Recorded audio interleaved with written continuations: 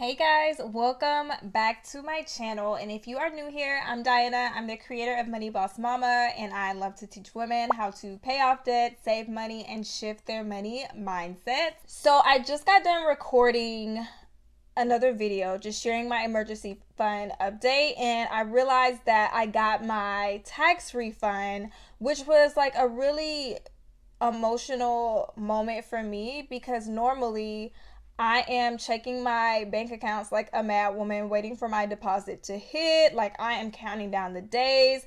I am on the IRS site checking to see when I can expect my refund. And this time around, I completely forgot that I was getting a tax refund. I completely forgot that this money was coming in. I did not even check to see when I would be expecting to see it. So that really let me know that, I've come such a long way. And I know a lot of people who are subscribed to my channel, you're at stage one. So you have just started, you are new to your journey, and you feel like you're always being punched in the face by, bills, unexpected expenses, and it's really, really difficult for you to see beyond your circumstances. And that was me when I first started. But to get to a place where you realize that, you're not hurting for money like you were before, that you've proven to yourself that you can do whatever it is that you set your mind to when it comes to your finances. It just makes all of the sacrifices and the setbacks, because I've had plenty of setbacks on my debt-free journey, all worth it. It like all comes full circle. At least I think that's what it's called. But since I told you guys that I would be sharing how I'm utilizing all of the extra money that I am going to be receiving in 2021, I decided that I was going to show you guys how I am budgeting my tax refund, because I want to be super transparent and let you guys know how I'm able to achieve everything that I am achieving and all of my goals that I have set for myself, which is right now to build my emergency fund to 6 to 8 months, and then to save up for a down payment on a duplex so that I can start house hacking. And just for those who feel like, there's always a reason why they can't do something, because maybe someone else has a high six-figure salary or they're making a lot of money on social media. I'm not one of those people, but I am still setting the same goals that maybe these people have, and I still know that I'm going to hit all of my goals. So just sharing with you all how you can do this as well, utilizing what you have. So let's go ahead and get into this. Okay, so I have my budget spreadsheet up here, and I created this spreadsheet in Google Sheets, and Google Sheets is through your Google Drive. And what's really cool about this is that I put a formula in, so it adds and subtracts for me, because I do not have time to be whipping out my calculator to do the math. It's not something that's fun to me. And I went ahead and added a separate tab for my 2020 tax refund. That way I can always refer back and see how I distributed the funds. And I also added another tab for my incentive. I don't know if we will get an incentive this year from in regards to my day job, because of everything that's been going on, but just in case, I'm prepared with a separate tab. So here I have my tax refund amount, and it was $3,166. I do expect to get a little bit from state, but I'm probably just going to throw that into my emergency fund. And speaking of emergency fund, since that is my main goal, I am going to go down to the savings category, and where it says emergency fund, I am going to budget $2,000. So that is what I'm applying to my emergency fund, and it's under projected just in case something may change. But I think I'm pretty good to go ahead and make that deposit. But you'll see here that it has total expenses $2,000, so I have $1,166 remaining.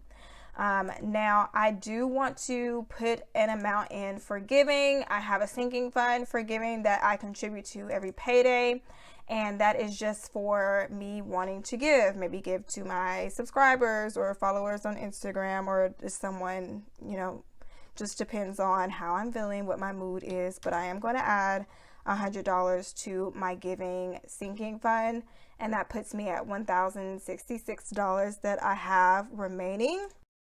Now, as far as childcare, I did say in a previous video that I made too much for my child to want my son to be in a pre-K program. So I'm going to put him, I made the decision just to put him in a private school because it's just literally $50 more than what I'm paying for daycare right now. So I'm getting ready to get him all set up for private school, and I'm going to add $486 to a sinking fund for childcare. That puts me at $580. And we need clothes, so obviously kids, they grow like weeds, and I'm always saying a sinking fund to set up if you are a parent, especially a single parent, is clothing. We know that our kids need clothes, but it seems like every time it pops up at a really bad time. But it just makes it a lot less stressful whenever you have money set back in a sinking fund. So I'm going to go ahead and put $500 in a sinking fund for clothes. Now, mind you, this is for my 2 children and for me as well. That includes clothes and shoes. So it's going to get eaten up really quickly. That's why this amount may seem a little high, but that puts me at $80, which is exactly what I need to go into my Discover card, because I use TurboTax. I've been using TurboTax literally for years to do my taxes, and unfortunately when you have an HSA, there's no way you can get around the free whatever they use, the free version of TurboTax. You have to use a paid version, and I used the cheapest one that they had, but it's $80. You can have it taken out of your tax refund, but it's a lot more if you opt for that. So I just put the charge on my Discover card. So I'm going to use the $80 to send it back over to my credit card. And that pretty much zeroes me out, you guys. So that is how I am using my tax refund. The bulk is going to savings. As you can see here, we have a little bit to debt, and then miscellaneous, if I could speak, which is for our clothing.